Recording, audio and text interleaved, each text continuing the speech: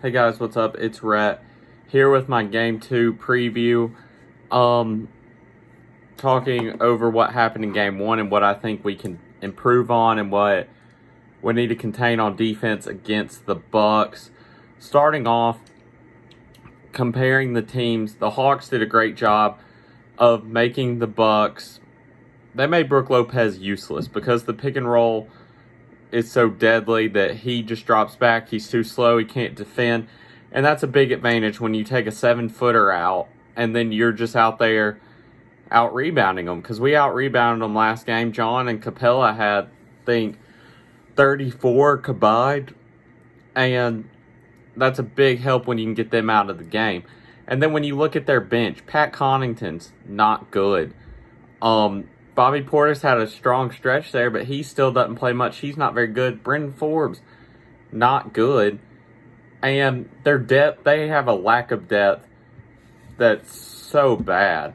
Because if you look at PJ Tucker's not even good. They have 4 guys who are basically worthless.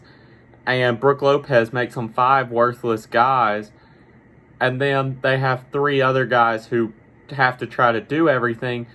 And Giannis is a superstar MVP, and I don't want to take anything away from him. But I said he's not like a Joel Embiid. He will kill you in the paint. He won't kill you from outside. You don't have to worry about him from outside. And for the most part, I mean, he played better basketball than I've seen in the past. He started driving more. If we can get him to take more mid-range three-pointers, that's what you want to do.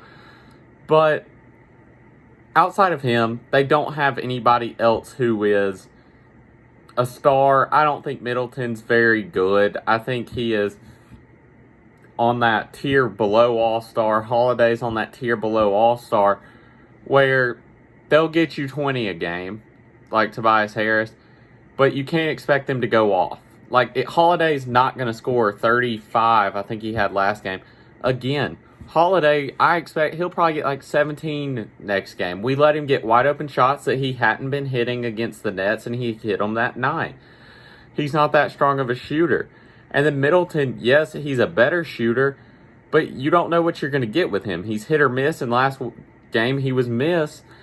And it's so unreliable. They have 2 guys that you don't know what you're going to get. If they all played together at the same time, played great, they would probably win. But the thing is, you can't count on them. You can count on Giannis getting his 30, but you can't count on Holiday or Middleton doing what they do at the same time. I think Holiday will have 15 tomorrow, or tonight. I think Middleton might have 24, 25, and you can win. The wall effect worked. I think you have to be more physical. Trey played great defense on Giannis. One possession, Giannis passed out of it. The Bucks, I saw somebody say it, against the 76ers, everything was high intensity, and it was like we had to work for everything. It was scary. It was hey, they can stop us. They can do this. They're this much better than us. Against the Bucks, we did what we wanted. Trey had his way. And it was so much easier to get buckets against them. Holiday's a good defender, all defensive defender, but he's not Ben Simmons. Ben Simmons is 6'10". Ben Simmons sucks at offense, but he's good at defense. And he's 6'10", so Trey's still going to be able to get what he wants. But offensively, you got a guy like John, step it up. And he's got to continue to step it up to win this series. He's got to be a 20 points per game guy in the playoff. Sorry, I'm filming this at 4 in the morning. He's got to be a 20-plus points per game guy in this conference final. Clint Capella got 12. That's what you want out of him. I said he'd be about 15 and 20 guy. He was 12 and 19. I'll take that. Herter, 13. That's what I said. I said he'd be in that 12 to 13 range. I love what he did Game 7, but you can't count on it. He tried to force it too much, shooting off the dribble. He needs to be more catch and shoot if he can get it. Gallinari's been spectacular. He put PJ Tucker in that spin cycle. But then Bogey, I think he's overcompensating with his knee and shooting with his arms. because his shot's not the same. He's shooting it long because he's using his arms and not his legs. I hopefully he can figure it out. Hopefully he can get his leg going. Whew, sorry. Lou Williams, you don't know it. You're going to get a good game every couple games. Solomon Hill, his offense is so bad. There's one time he just ran into Trey and like knocked the ball loose.